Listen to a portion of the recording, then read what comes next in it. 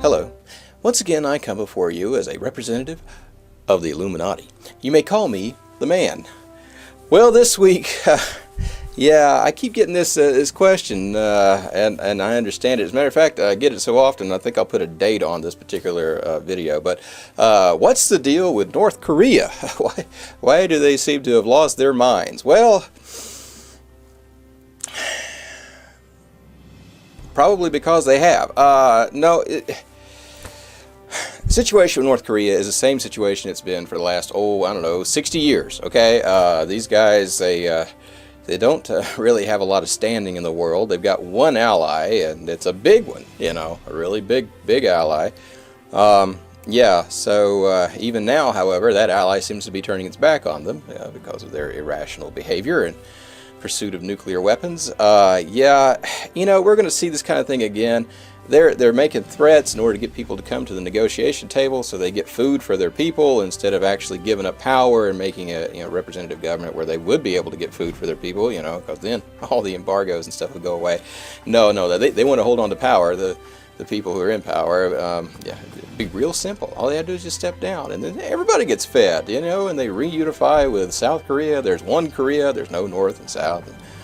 It's like no East and West Germany, that kind of thing. But no, they don't want to do that. So until the endless supply of chili cheese fries and the double dose of Viagra that we keep sending Kim Jong-un kick in and give him a ticket to Heart Attack City, we're probably going to see this again. They make a lot of threats.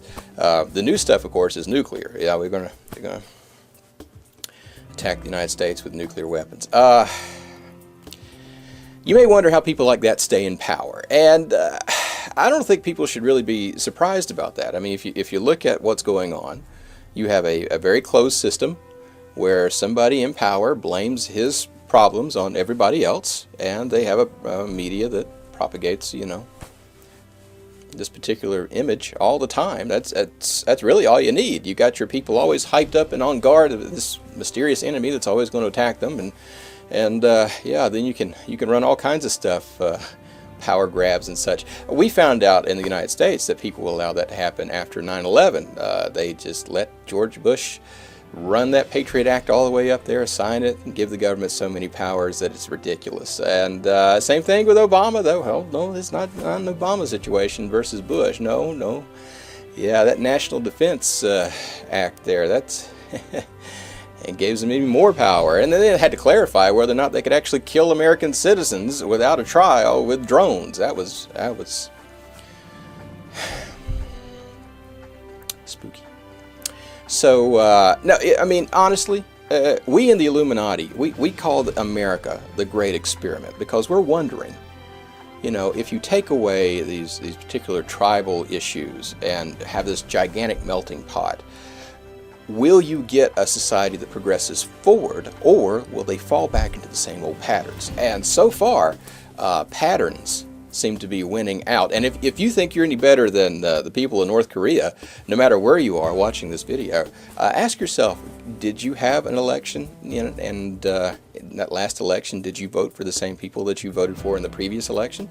I know over here in America, the Congress is rated, I think, right above smallpox and right below chickenpox as far as its popularity is concerned.